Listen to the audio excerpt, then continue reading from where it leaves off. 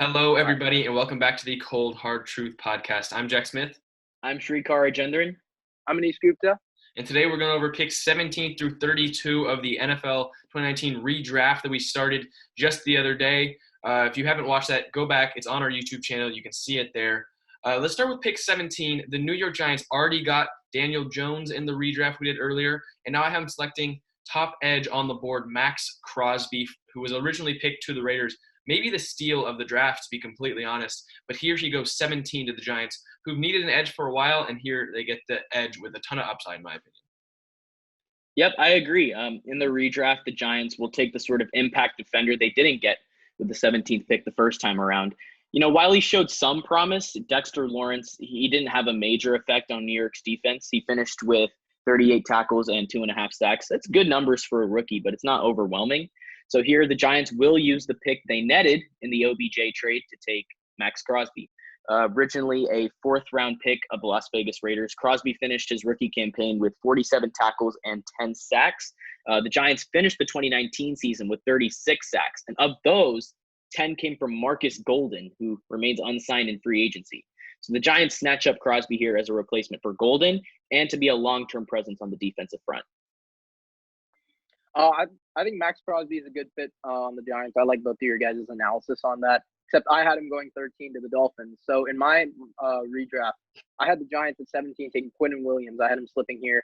And like you said, Jack, in the last episode, Quinnen Williams was arguably the top prospect in this draft coming in.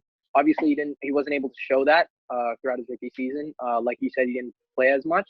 And while I'm still kind of skeptical on him, his talent in college is still hard to overlook. So I think with the new start in the other team in the Big Apple, I think he could do great for them. And now we move on to pick 19. The Titans, you know, they got A.J. Brown in the original draft. Oh, we skipped over 18. We skipped You're over right 18 about that one. My bad. Let's move on to the Vikings, who originally took a center, but now they're going to get a better one, in my opinion, in Erik McCoy, who I believe is the best center and maybe even interior defender in this draft, especially going forward. Had a great rookie season with the Saints, almost a Pro Bowler, a very underrated pick, in my opinion. So in real life, the Vikings used the 18th pick on former NC State center Garrett Bradbury. And I have them doing the same here. You know, Bradbury proved to be a valuable tool in the running game. And as an athletic run blocker, he was able to get out in front and work in open space. And for Minnesota's run-first offense with Dalvin Cook, he is a solid fit, and he showed plenty of promise. I was looking at Football Outsiders, and I saw that he played 97% of the offensive snaps too, and that was the highest figure on the team. And I think the Vikings should be happy that they were able to land a reliable starter at a position of need. There's little reason for them to shy away from the same selection the second time around. Yeah, Garrett Bradbury was actually pretty good for them down the stretch, especially in the interior of the line. His ability to kind of block on those inside zone schemes with Dalvin Cook towards the end. While Dalvin Cook didn't have the best part of his season towards the end, like I've mentioned it before, under 4 yards to carry, but he was still able to produce in that wild card game, and large part due to Bradbury. But I actually have him taking the best offensive lineman per se in this draft class. Obviously, we haven't seen him yet, but I have them taking Jonah Williams with the 18th pick from Alabama. And while he hasn't played yet, he was unquestioned the best offensive lineman in this class. So I think he can bode well with them, because the Vikings have never had solid tackles that have been there for long term, and I think he can easily be a great fit there with Kirk Cousins. Srikar, why would you take Bradbury over McCoy? Any reason? Well, mainly it's because it's kind of like with Lindstrom. Like, if it's not broken, don't fix it. So, I mean, if it's working for you and you have a reliable starter at interior O-line, which is really hard to find, like a starter, believe it or not, like, I think you got to stay with him. And I think, as Anish said, he was good down the stretch right when you need him. So I'd stick with Bradbury here. Okay, I can agree with that. To the Titans again, I have them selecting Deebo Samuel because A.J. Brown, the receiver they took later in the draft, is already off the board. They need to fill that void with another receiver, and I have them going the best on the board in Deebo Samuel. Yeah, A.J. Brown, he became the focal point of the Titans' passing attack in 2019. He's off the board here, however, leaving the Titans to go in a different direction. So this time around, I'm going to agree with you, Jack. They scoop up Deebo Samuel. Originally selected with the 36th pick in the draft by the 49ers, the 6', 215-pound wideout. He caught 57 passes for 802 yards and 3 touchdowns as a rookie. And, I don't think his numbers were quite as impressive as A.J. Brown's, but you got to look at it like Deebo Samuel wasn't a first option the way that A.J. Brown was. Like Jimmy Garoppolo's go-to target in San Francisco was George Kittle. So as the top option in Tennessee, I think his numbers might have been far more impressive. Jeffery Simmons, he was the original pick here. And while he showed plenty of promise in limited action, 32 tackles and 2 sacks in 9 games, I think Tennessee needs to find its number 1 wideout while its playoff window remains open. So, yeah, Deebo is a great pick here. Obviously, I have him going at 12. And Srikar, you forgot his 140 rushing yards, which were the most of any receiver this year, and 11 yards per carry, which is pretty good if I do say so myself. And but for the Titans, since I had Deebo going to the 12th pick in Green Bay, I had the Titans taking Terry McLaurin. And I'm really surprised that he hasn't been drafted yet in my redraft, but I think this is a great fit here. For what he was able to do in Washington with like some of the worst quarterback play I've ever seen, just consistently bad.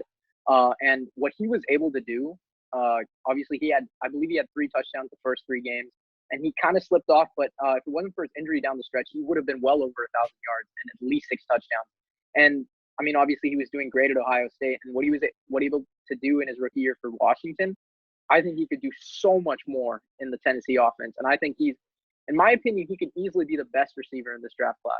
I think it's going to be between him, Deebo, and A.J. Brown. But, I mean, I don't know why people are kind of sleeping on him still. Like, he was so productive those first few games. And obviously it kind of slipped with Dwayne Haskins coming in. And it was just quarterbacks in and out of the lineup. I mean, for a receiver, it's just hard to deal with anyway. And, I mean, if you get a consistent quarterback here in Ryan Tannehill and you can be used the same way as A.J. Brown or Deebo, I mean, he's an easy pick for a number 1 receiver. And I think at 19, it's hard to pass up on a guy like that.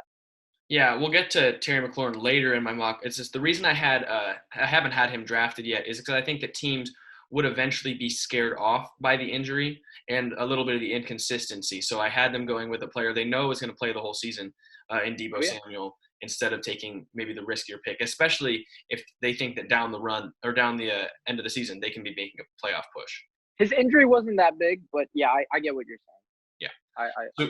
So yeah, they don't go Jeffery Simmons at 19. So the Steelers here at pick 20 are lined up perfectly to take Simmons to replace Javon Hargrave, who they just lost in free agency. Srikar, you pointed out earlier, I think Simmons has a lot of upside and showed flashes of being a D tackle 1 in this current NFL. So the Steelers need to replace Hargrave after losing him to the Eagles, and they get their replacement here in Jeffery Simmons. I agree with you there. They need to get a DT, but I didn't go with Jeffery Simmons. I have him going later. I went with Quinnen Williams here, and I think Williams is going to fall significantly here given his limited rookie production. However, the result puts him in an enviable position with a team looking to rebound in the AFC North. The Steelers, of course, failed to make the postseason in 2019, but I think that was largely due to the absence of Ben Roethlisberger. And with Roethlisberger healthy, Pittsburgh should be right back in the postseason picture. And I think adding Williams here would help the Steelers get there. And while defensive tackle, it wasn't a major need in 2019, it's one now because the Steelers lost Javon Hargrave to the Philadelphia Eagles in free agency. So by adding Williams, Pittsburgh would basically ensure that its defensive front doesn't take a step back necessarily in 2020. And I think this is a better scheme fit for Williams rather than what Greg Williams was running in New York. Yeah, not a bad pick, guys, in terms of going DT. I had them taking Dexter Lawrence out of Clemson. I think him opposite Cam Hayward would be a pretty good, great fit for him. And while they do have TJ Watt and Bud Dupree, I just think Dexter Lawrence has shown he can play a hybrid of positions, especially at Clemson. And while he didn't get that as much of a chance in New York, I think with Pittsburgh, you've got 5 potential Pro Bowl pass rushers in Dupree, Watt, Hayward, I'm blanking, sorry, Dexter Lawrence, and Devin Bush. So you've got 5, really great pieces of the front 7. And I think if they can take him here, that's a pretty scary combo.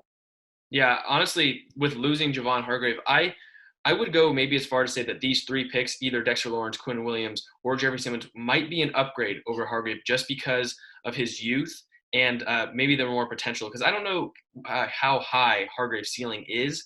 Obviously, he's got kind of a high floor. We've seen what he can do, but these three players have just so much upside, and the youth, I think it's just something that you can't overlook. Do you guys agree with that? Yeah, I can agree. Yeah. I mean, in terms of potential, yeah, it would be an upgrade. Yeah, They're a lot younger too. So yeah, that's true. Quinnen Williams, if they could get him at 20, I think would be a steal because of the potential he has. I think would be awesome at pick 20. And then you mentioned Dexter Lawrence. I actually had him going here at 21 to the Seahawks, who originally I think they took LJ Collier in the first round, who really didn't show much at all his rookie year. And they get a player in Dexter Lawrence who's A, a better player, and B, showed more his rookie year. They should be super happy with this pick on the interior of their defensive line. Mm-hmm. Yeah, in real life, the Seattle Seahawks traded down twice from the 21 spot, eventually moving the selection out of the first round entirely. So with their second round 1 pick acquired in the Frank Clark trade, the Seahawks drafted LJ Collier. Collier had virtually no impact on the Seahawks defense as a rookie, a mere 3 tackles and 11 appearances. And that was a problem because Seattle's pass rush was a disaster in 2019, producing 28 sacks as a team. So with Collier not making an impact and Jadeveon Clowney, Ziggy Ansah, both of those guys disappointing, I thought Seattle needs to grab an edge rusher here. So I have a Clelin Ferrell at this spot. And he was outplayed by Maxx Crosby on the Raiders defense, but he did show flashes in my opinion. For example, he had a dominant 2.5 sack performance in a Week 10 win over the Chargers. He finished his rookie season with 4.5 sacks. That's just 1 fewer than Collier, Ansah, and Clowney had combined. So I'd go Ferrell here. Yeah, I actually went with Clelin Ferrell here as well. And I think him on the interior of that defensive line would be a massive help. Srikar, you already mentioned all the tools that he had, and he was picked at number 4 for an odd reason, but I mean, nonetheless, first-round talent that we can all agree on. And I was really, really tempted to go Darius Slayton here, but I went with Clelin Ferrell just because I think his immediate impact would be a lot more. So the Ravens pick was an interesting one to me because I wanted to stay at wide receiver, but I couldn't decide whether I should have them change up their pick or stay with Marquise Brown. And I ended up saying that they should stick with Marquise Brown just because we saw what Lamar was able to do once Marquise Brown was brought into this system. And I think that what they can do in the future is going to be much more than Brown did in his rookie season. So like we mentioned before, if it ain't broke, don't fix it. I have them staying with the selection because obviously they turned into one of the most potent offenses that we've seen in a while. Yeah, I went with someone different. Though he didn't have the big-time production of guys like A.J. Brown and DK Metcalf, Marquise Brown was still an important piece of the Baltimore Ravens offense. He gave the team a legitimate deep threat, which gave Lamar Jackson a quick strike option. And it also opened up Baltimore's first-ranked rushing attack, which is not something that's people talking about when they associate Marquise Brown with the Ravens. But unfortunately, Brown is off the board already, so I think the Ravens will have to look elsewhere for its speed, and it's going to find it in the form of Mecole Hardman. He possesses legitimate 4.33 speed, and he showed it as a rookie with the Chiefs. He caught 26 passes for 538 yards and 6 touchdowns as a rookie, and he averaged 20.7 yards per reception. Hardman averaged a full 8 yards per reception more in 2019 than what Brown averaged. So I think it's still a good weapon for Lamar. You still got a burner. I personally would not take Mecole Hardman that high, but I went with Marquise Brown here as well, Jack. And for the reasons you mentioned, I just think his fit was really good for that Ravens offense consistently throughout the year. Obviously, his first game, I think he caught like 150 passes and 2 touchdowns. So that was that was a pretty big shocker to teams all around. I think his speed is just really deadly, and I think even if you find that true number 1 receiver, because I still think the Ravens kind of lack that. I think he's a perfect complement. I see his ceiling being a Tyreek Hill. Obviously, we see that with a lot of speedy receivers, but like his abilities we've seen in time and time again, I think he just lacks consistency, and I think he can easily develop that over time. Yeah, his ability to take the top off a defense really scares defensive coordinators where they have to spread and play over top, and that just allowed Lamar and Mark Ingram to run over everybody. So I think they should stay with this pick because you saw what it did to their offense, and it can be scary for years to come. We move on to the Texans, and they take a player who was really sliding down draft boards the original day. Srikar, I remember we were watching and we were wondering, why hasn't Jawaan Taylor been drafted yet? Like we see guys like Titus Howard go above him, and we didn't know what was going on. And we saw him play well his rookie year. So the Texans here at pick 23, don't let him slide. They take Jawaan Taylor, maybe the best tackle last year as a rookie. Yeah, with the Titans passing on Simmons, I thought the rival Houston Texans go ahead and pull the trigger here. Jeffery Simmons will add some more punch to the Texans' interior pass rush, while also providing a potential replacement for DJ Reader. Reader signed with the Bengals in free agency, leaving a big hole on Houston's defensive interior. But yeah, offensive tackle could also be a consideration here. However, Houston seems happy with the deal it made to acquire Laramie Tunsil, even though Tunsil still doesn't have a long-term deal. So I thought instead the Texans make a move to help their 28th ranked defense. So I can see where you guys were going with your picks. I just think Andre Dillard out of Washington was an interesting tackle prospect, and I kind of saw that as a better fit for the Houston Texans. Obviously, this whole Laramie Tunsil situation is kind of up in the air, and I think he would be a great complement to him. I'm not sure about his injury history, but I know it was. I think he was dealing with some during the year. I don't know how severe, I forget. But I would take him over Jawaan Taylor just because I think obviously he didn't get as much opportunities with the Eagles, but I think he was a first round talent for a reason, and I think him on the Texans would be a pretty interesting fit. That's interesting. I'm not exactly sure if I agree with that. I still think he's a first-round talent, but taking him over Jawaan Taylor seems – I just don't think I can agree with it, just because we've seen what Taylor can do on the field. And, I mean, Dillard was a seventh offensive lineman for the Eagles, even after they drafted him in the first round. So, like, kind of what you said about Quinnen Williams, how if he didn't get on the field, that's – like – I mean, I think that I think he'd be used better in Houston, and I think he would just be a better fit than Jawaan Taylor. And like again, you've used my own argument against. I think it's a solid argument. Like they were doing well without him, but like you said, I can agree. I think with offensive line, I think it matters more. The amount of snaps you play, I think that matters a lot more for offensive line. That's why it's one of the biggest stats when we look at them. And while he didn't play as much, it wasn't because he wasn't good or he wasn't producing when he was playing. It was because they have a lot of tackles. They have Lane Johnson, Jason Peters, Vaitai, right? So they had a lot of guys at that position. Frankly, we do still question why they took him in the first round, but I think Houston has always had an inconsistent O-line play, and I think he can easily solidify it to the right side with Laramie Tunsil there. All right, so we move on to the Raiders. They've needed corner for a while, and here they go Jamel Dean, who over his 5 games that he played had some ridiculous stats for a rookie at corner. Kind of an underrated selection here, I would think. But if the Raiders need corner, they get one of the better producing corners while he was on the field from this rookie class, and they get him at pick 24. I would say that's kind of a steal. Yeah, with Jacobs already secured, the Raiders turn to their 25th ranked pass defense with the 24th pick. I agree with you, Jack, here. They take Jamel Dean, who was originally selected by Tampa Bay in the 3rd round. Dean only started 5 games as a rookie, as you said, but he showed off tremendous ball skills. He had 17 passes defended while logging 2 interceptions and 21 tackles. I think his ability to make a play on the ball would make him an asset on the back end of Las Vegas's defense. And we know the Raiders pulled out of their free agent deal with Eli Apple, so there is still need for depth at the position. And while this is roughly 2 rounds higher than when Dean was originally drafted, I think the Raiders go ahead and grab that depth here. So Jamel Dean is a very interesting prospect, and I am all about passes defended and interceptions. But I think they pass on him here, and the reason why is because I think they take Josh Jacobs.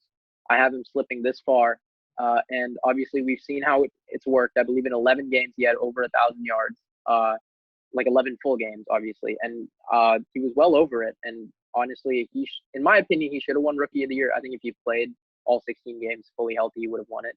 But it is what it is. I think obviously we all know that he has the potential to be top 5, top 10, as Jack and I were kind of discussing in the last episode. Jack, you see him as one of the greater running backs we have in today's game, and I can't see why I wouldn't agree. I think he's a great talent. Obviously, I had some questions originally because he came out of a running back by committee system in Alabama, but he's flourishing in Oakland system, and I don't see why they would get rid of that pick here. Is there a reason you have him falling this far? Well, again, you had him at 13 to the Dolphins. That was kind of my also decision whether to go Crosby or Jacobs. I just think Crosby would have, one, a bigger impact, and two, I still have faith in Jordan Howard. And while I'm still unsure, there's still a lot of questions. Obviously, we got into it last episode, but I think Jordan Howard still got some 1,000-yard seasons left in the tank. And just for that, I think no other team really needed a running back as their number one priority, because I think the draft was kind of loaded in other areas, especially out of the first round. There were a lot of talents that teams could have picked up on. And again, like we've said, a lot of picks that teams made, you guys had them staying at them. My mock draft RB 10 is seeming to be a little bit different from you guys, but like at the end of the day, I think we're addressing the same needs. It's just different players. Yeah. So now we go to the Eagles, and it's obvious they needed a receiver. And while Terry McLaurin might seem like a fit, I think that Darius Slayton is a sneaky, like, great fit for this Eagles team because I think he can do it all. I think he has the ability to play both outside and the slot. So if they need, they can have Deshaun Jackson on the outside with Alshon Jeffery, and they could put Slayton in the slot. And I think that Wentz has needed a check down receiver like this, because Ertz having to play this slot is not ideal because it obviously hindered his production that we saw this year. So being able to put Slayton there, I think, would work tremendously well for this Eagles offense. Yeah, the Eagles need a wide receiver. They struggled to field healthy ones late in 2019. They lost Nelson Aguilar in free agency, and I've been hearing that there's a chance they trade away Alshon Jeffery in the near future. So I went with Terry McLaurin here because by scooping up McLaurin, the Eagles give themselves a premier perimeter receiver and a potential number one target for Carson Wentz. And we got to look back to 2019. He played with Haskins, Colt McCoy, and Case Keenum, but he still finished his rookie season with 58 receptions, 919 receiving yards, and 7 touchdowns in 14 games. And I feel like with Wentz under center, McLaurin could be a Pro Bowler. I absolutely love your guys' picks. Because I've always wanted to kind of talk to you guys about it. I think we've done it in a past episode. Who will be better in the future, right? McLaurin or Slayton? I love both receivers. Obviously, McLaurin from Ohio State, and Slayton just showed a lot of promise in a Giants uniform. And I think both of them easily could become top 10, top 5 receivers in the future. And I personally, it's close, but I think out of your two picks, I would just say Terry McLaurin is a better fit just because he's more of a hybrid. Like, he can play in the slot while also being on the outside, because Jeffery has been a bit consistent. Obviously, Deshaun Jackson is injury prone. And I think his ability to he's also really fast. So I think, and having 900 yards with that kind of quarterback play, and you get Carson Wentz under center, I think that's pretty lethal. But that being said, I did not have them go receiver here. I actually had them taking Jamel Dean, who fell to them.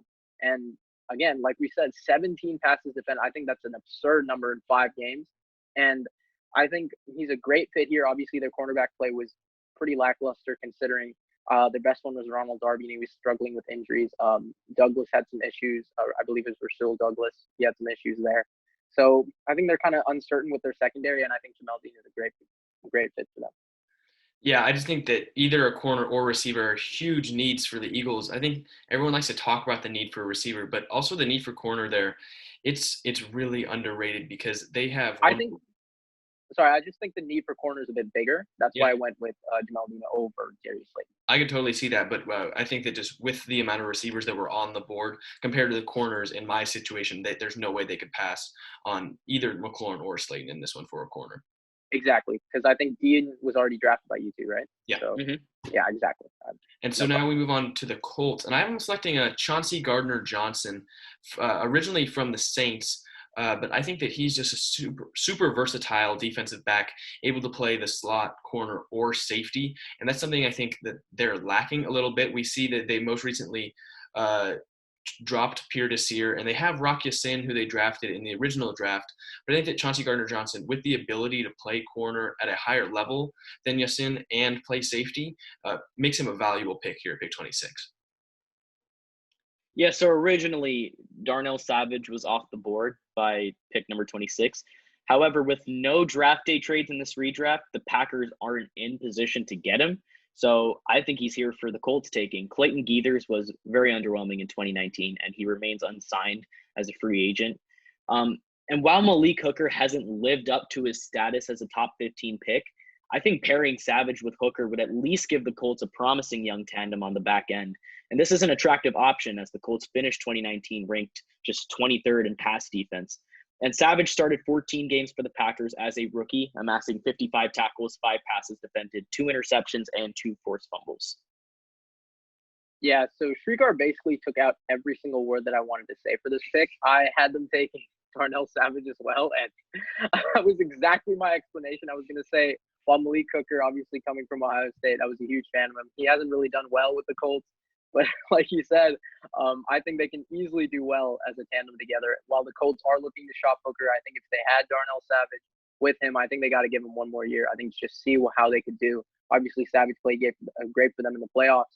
For the Green Bay Packers. And, I mean, why not here? I think, obviously, Savage played with Amos and that kind of good secondary. I think the Colts can easily develop one of the younger secondaries in this league. So, yeah, Srikar, thanks for taking the words out of my mouth. But, hey, I had Darnell Savage as well. You're welcome, man.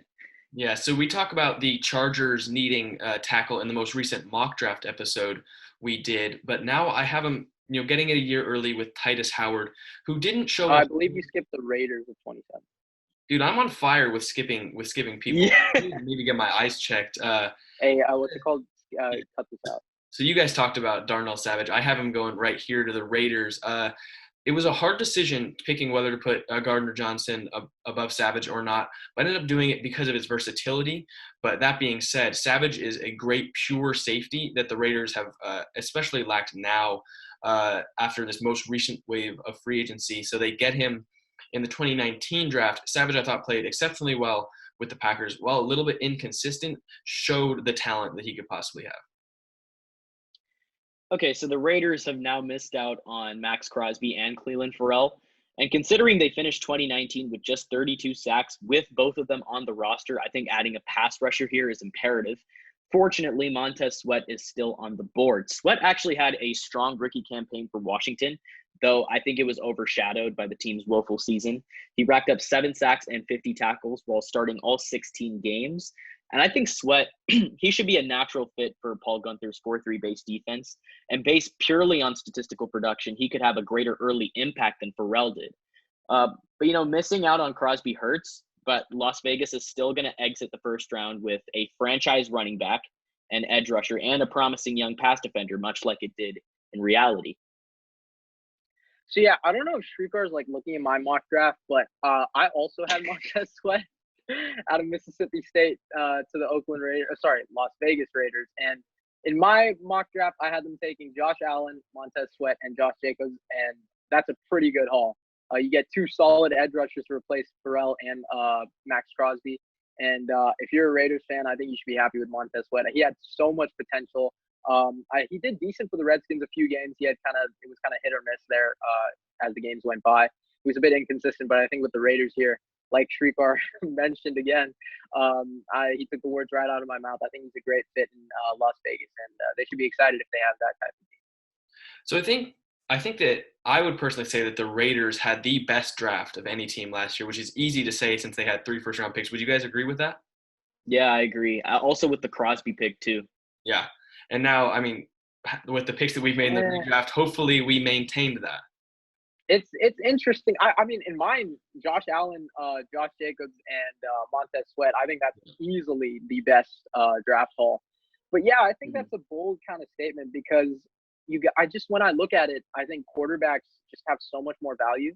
And I think what the Cardinals got out of Kyler Murray, they essentially, I mean, from what it's looking like, they essentially got their franchise quarterback. And again, like we've seen in the NFL, franchise quarterbacks can amass all types of problems. We've seen it with Russell Wilson. We've seen it with Aaron Rodgers. And I'm not saying Kyler Murray can be those guys, but, I mean, he's got the potential to be. And I also wouldn't, count out the Niners, too, because you have Nick Bosa, who's the defensive rookie of the year. You have a number 1 receiver now in Deebo Samuel. And also you have Dre Greenlaw, who, in my opinion, is going to be a budding star. So. Yeah, I would agree with that. I just think that the Raiders, with the selections they made both in the first round, but also later parts of the draft with Maxx Crosby, who was just a small tier below Nick Bosa's production in his rookie year, I think that the Raiders should easily be considered the top rookie class. I can agree with it. Now we'll actually move on to the Chargers, unlike before. Like I said, I'm going to have them selecting Titus Howard here because they need tackle, and they get theirs here, who was previously selected by the Texans, if I'm not mistaken. Yep. Phillip Rivers is out as the Chargers quarterback, but that doesn't mean that LA should ignore its offensive line. The Chargers signed Brian Bulaga and traded for Trey Turner in free agency, but they traded Russell Okung to get him. Jawaan Taylor, that's my pick here. He made starts at both right and left tackle in college, as did Bulaga. And I think adding Taylor gives the Chargers a pair of premier options to compete on the left side, with the loser just kicking back to right tackle. Or in the event Los Angeles lands Tagovailoa in the 2020 draft, the situation could be reversed. So adding Taylor at least gives the Chargers some flexibility at the tackle spot. If they pass on a quarterback at 6 this year, they can still grab a premier tackle prospect. If they take a signal caller, they're not going to have that chance. Jerry Tillery, who was their original selection, he had just 17 tackles and 2 sacks as a rookie. I don't think he's even a consideration here. Yeah, so I went with O-line as well, except I went with Erik McCoy out of Texas A&M. And like you said, Jack, he was great fill-in for Max Unger, and he was great for the New Orleans Saints throughout the course of the year. I think he would be great for the Chargers just because they don't have – they've got tackle, they've got Trey Turner, right? They've got Bulaga Turner now. Trey Turner's a guard. Yeah, I know. No, guard is Trey Turner. So they got right tackle, right guard, and Trey Turner. Now just fill out the center, and you got the whole right side and the middle kind of locked up. And I think you got Erik McCoy here, who is a great, great fit. Yeah, I really like Erik McCoy. So him being able to fall to them at 28, I think would be a steal. Go to the Seahawks. I had Terry McLaurin fall this far just because I thought that the receivers above him were better fits, but very well could be considered the best receiver in this class, especially if he hadn't gotten injured. I might have had him as the first receiver off the board. So the Steelers, they don't get DK Metcalf like they did in the original draft, but they get Terry McLaurin here, which is a pretty damn good consolation prize in my opinion. Seahawks, you mean? Yeah. I spent a little bit of time with this because I was thinking to myself, would the Seahawks really double down on edge rushers in the first round? And I kind of feel like they should, as the lack of a consistent pass rush was their biggest defensive weakness in 2019. With Metcalf off the board, receiver could also be a consideration here. However, an early run at the position has left the Seahawks with limited options. So instead, they pulled the trigger on Chase Winovich, who was originally drafted by New England in the 3rd round. Winovich was fantastic as a situational rusher with the Patriots in 2019. I was looking at Football Outsiders. He played less than 29% of the defensive snaps, but he still finished with 26 tackles and 5.5 sacks. So by drafting both Ferrell and Winovich here, I think the Seahawks could have their pass rushing duo in place for the foreseeable future. Srikar, you literally took the words right out of my mouth again. No, I'm just kidding. I didn't go defense here. I was deciding. So I had them taking receiver with the 29th pick, but Jack, I don't know. Since you took a receiver here, you could fill me in on this. I was really torn between Mecole Hardman and Darius Slayton, and I'm a huge, huge fan of Slayton. However, I went with Mecole Hardman out of Georgia just because I think special teams, we've seen it last year especially, is a huge, huge facet of the game, a huge facet. And the Seahawks have had consistently good special teams. Like, heck, it won them the 2014 NFC Championship. I think you guys remember that.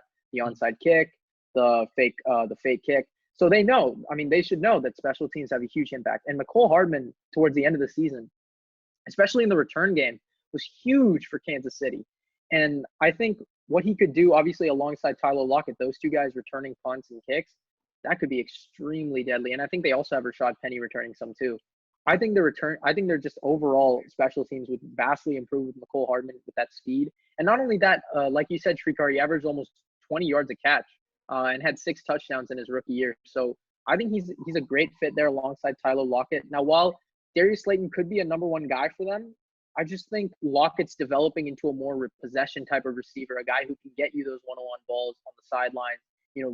He's getting a lot better route running. I'll say that. I think he's one of the better route runners we've had, and his catch percentage was actually really good this year. I think he was top 5 with about a 71% catch percentage in 2019. So I think him alongside Mecole Hardman would be great for Seattle, and it gives Russell Wilson another deep threat. Yeah. So what are your thoughts on that over Slayton?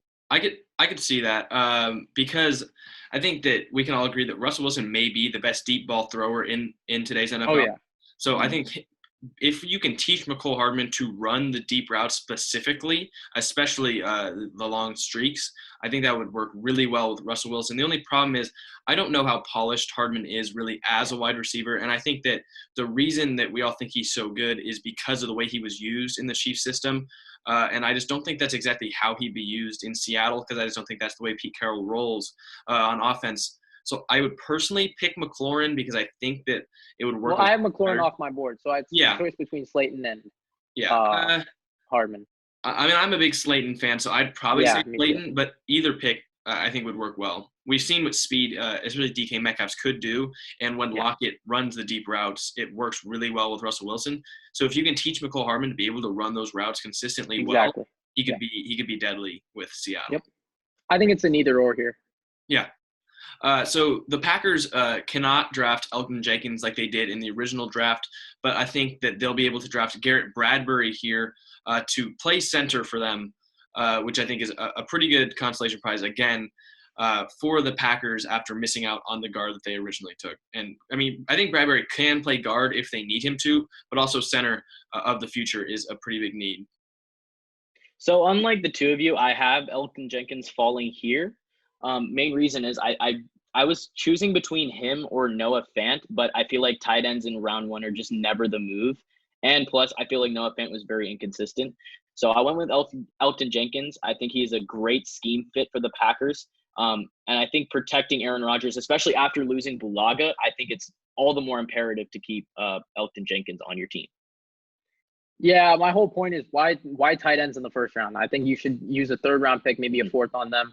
Obviously, I think, Srikar, you agree with me on that point, but I still can't believe you have Elgton Jenkins falling this far. Like, I have him in the top 10, and I think I'm proud of that pick. Like, I believe, I can't recall, but I believe I had him going. I had the Jaguars taking him 7th pick. So I don't. Can you answer my question? Like, how do you not see him as like a top 15 talent? How do you have him slipping this far? Honestly, I was kind of scared to just put him in another system than the one LaFleur is running. So that's kind of why I had him falling all the way here. And I know people will disagree with me on that, but I feel like he's so perfect for that system that I'm kind of scared to draft into another kind of – that's kind of what I mean. But, like, still, like – I mean, I saw like somewhere it's like 571 snaps he played and he didn't allow a single sack. Yeah. So he could perform in other systems, but I mean, with the Packers, I feel like he's just solid there. And with all these O-linemen, I think it's a common trend that they kind of stick with the teams that originally drafted them. So I'm just continuing that trend. I mean, I guess you can say that with scheme. I mean, personally, I think that pass protection, it doesn't need a scheme to kind of work out. I think that could work with any team. The only thing I can see in your point with the Packers system is the fact that Aaron Rodgers has a lightning quick throw. That's the only thing I can maybe think of to see why he fits so well in the Packers. But even then, I think the Jaguars could use him right at 7. I think there are many other teams that could use an offensive lineman, like the Vikings, for example. So it's a weird that that you have him slipping all the way to 30. But that being said, for my pick, Jack, you went with Garrett Bradbury. I was torn between Bradbury and a guy that I think you guys don't even see as a first-round talent, but I definitely do, in Dre Greenlaw out of Arkansas. I have the Packers taking Greenlaw here. And obviously Blake Martinez is gone in this scenario.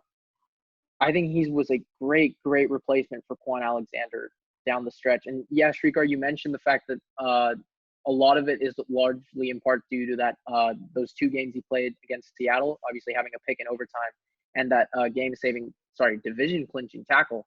But again, my whole thing is how you play in big games. And Dre Greenlaw consistently played well throughout the playoffs and towards the end of the season.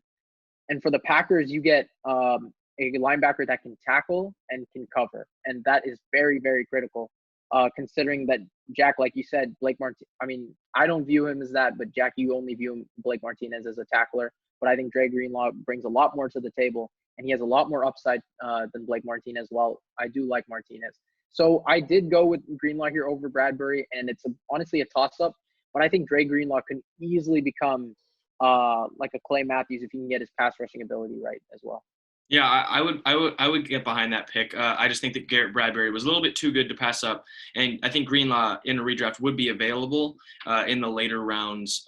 Maybe the second is where I'd probably draft him. I'm not exactly sure. That far down the second though, that's why I'm kind of that, because I know the Packers don't have an early second. So Yeah, if they that want to far read, down. I would consider it a reach personally in a redraft if they took Greenlaw at pick 30. But I can see why they would do that. It would make some sense to me. I'm not sure if I can get behind it over taking Bradbury. And then so the Rams lost Todd Gurley this offseason, so they know that they've only got one more year at Gurley. They thought Darrell Henderson could be his replacement, but it just doesn't look like that's going to happen. So I have them taking Miles Sanders here, in my opinion, the second best rookie running back last year, so that they know that when they lose Gurley, they'll have a replacement, because fans in Philly are really excited about what Miles Sanders can do in his second year, and I think that the Rams get their replacement for Todd Gurley with Miles Sanders. Yeah, the Rams, they re-signed Andrew Whitworth to a new 3-year deal this offseason, leaving the interior offensive line as the team's biggest question mark, in my opinion. Last offseason, the Rams parted with John Sullivan and Roger Saffold, which proved to be a mistake. LA, they struggled to solidify the interior of its line, and that was one reason why the offense struggled. So I'm going to go with Erik McCoy here. I think adding McCoy would help improve the Rams' offensive line and provide some stability for the foreseeable future. This pick was originally traded to the Falcons, but with a Pro Bowl caliber center on the board, the Rams can't pass him up. So I went with a center as well, but I think the Rams got very, very lucky here with Garrett Bradbury slipping all the way down to 31. And I think they take him here, no question. Obviously, Srikar mentioned why they should take an interior offensive lineman. Obviously, with the loss of John Sullivan, who was a pretty good center throughout his career with Minnesota, but then I don't know like why the Rams kind of gave up on him. So I think Garrett Bradbury would be a great fit here. And yeah, Srikar kind of basically explained it. I think drafting a center would be a great fit for the Rams. And the final pick of the first round, they get him later in the draft originally, but I have the Patriots going number 32 here with Chase Winovich. Srikar, you pretty much talked about him as much as you could before. I think Chase Winovich is just he's a starter in the future, just didn't get in as much as the Patriots would want him to, but when he did, tons of production, and now in the future they'll be able to use him, and they snatch him here at 32 to ensure that they're able to take him, because I don't think he'd make it to their next pick. I was thinking to myself, New England replacing a Pro Bowl quarterback with a 6th-round surprise. Like, where have we heard the story before? Because the Patriots lost Tom Brady to the Buccaneers in free agency this offseason. They have second-year man Jarrett Stidham and journeyman Brian Hoyer on the roster, but there's a chance that neither is the long-term answer at quarterback. So I had them taking Gardner Minshew here, originally a 6th-round pick of the Jaguars, and I think he could be the long-term answer.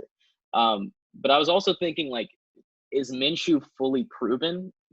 And of course not. However, he showed a lot of potential in his first campaign, passing for 3,271 yards and 21 touchdowns and only just 6 interceptions. And perhaps more importantly for New England, he showed the mentality of a winner. But I think his brash personality may not mesh with the Patriot way, but I feel like his pocket presence, his accuracy, and the boulder-sized chip on his shoulder certainly do. So before I get into my pick, I wanted to touch on Miles Sanders. I kind of forgot to, but I think Miles Sanders is similar to Greenlaw in the sense, Jack, that I think he's a reach just because I think he can fall in later rounds. And also, I think he's a perfect example of the Philly scheme just because the way he's used both in the running game and passing game.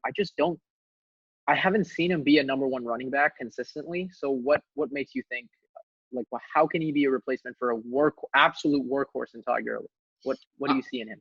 I think that he brings a lot of Todd Gurley's game with the ability to both run and catch. But not in between the tackles. He lacks that, and Todd Gurley he lacks that. But I mean, a lot of running backs like him are able to grow that, and I think that being in the Rams system, McVay would be able to be creative with him even more than they were in Philly, and they need a starting running back, in my opinion. So yeah, it might be a reach, but I also think that the Rams' need for running back is bigger than the Packers' need for linebacker.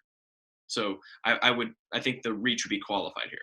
Okay. Interesting. I somewhat agree. Obviously, in my draft, I think it's hard to pass up on a center like Bradbury. But I can see that for you in your mock draft. But that being said, when it comes to my pick, so the Patriots, obviously, Tom Brady's gone. Who are they going to go with? So I had Minshew already gone to the Washington Redskins. And at number 32, I think the Patriots take Dwayne Haskins out of Ohio State University. And while we've said he's got a lot to learn, he's still learning in the pro level. But if anyone can teach him, it's Bill Belichick. And if any system to go to, it's the Patriots. Obviously, Haskins is not as mobile, not mobile. He's kind of more of a pocket passer. He's not got this brash personality that Srikar mentions. He's kind of a chill, subtle guy. And I think he's a perfect fit here with the New England Patriots. Obviously, he needs some time to learn, to grow, develop. But I mean, he was picked in the first round for a reason, and he was a Heisman candidate. Keep in mind, while that was a bit of a product of Ryan Day and Urban Meyer, I think he can easily do what he did in Ohio State and New England system with the right coaching and with the right development. What are your thoughts on Dwayne Haskins going in the first round? I think he still is a first-round talent. I just think that the way that he was used in Washington, and also Washington was kind of a mess last year, especially on offense. And like you said, like you'd like to say all the time, if there's one coach you trust, it's Bill Belichick. So I think that Belichick would be able to get Haskins, maybe not to the form we thought he might be as a Heisman runner-up, but I think that he would be a serviceable option after Tom Brady leaves. And learning under the GOAT, you never know what would happen with Dwayne Haskins. And Srikar, why did you take Minshew over Haskins? Well, I just thought that Minshew kind of fit their kind of scheme more, if that makes sense. I don't want to go with a super mobile quarterback here. But also, Haskins I really – is not mobile. He's not mobile. He's more mobile than Minshew, but I also feel like Minshew's pocket presence is better. He's more accurate, and I feel like he has like a huge chip on his shoulder, and he has, as I said before, he has the mentality of a winner. I don't know if I see that in Haskins yet necessarily. I see it more. Where do you see the winner mentality? Because in the NFL, he had a decent record as a starter, but not in college. Haskins was winning in college. Well, I'm just going off how determined he was and his supporting cast. Like, let's be honest, like, it wasn't the best. Same with Dwayne Haskins, of course, but like Dwayne Haskins had a terrible, terrible coaching staff and supporting. I'm just going off who I imagine to be a better fit with the Patriots, and I'm sorry, but I got to go with Minshew. Yeah, and just like that, we've gone through 32 picks redrafting the 2019 draft. The next thing you'll see from us is the 2020 NFL draft recap. I know we're all super excited to see who our teams pick. So keep your eyes peeled for that video. Like and subscribe so you get notified when we have future videos, and we will see you next time.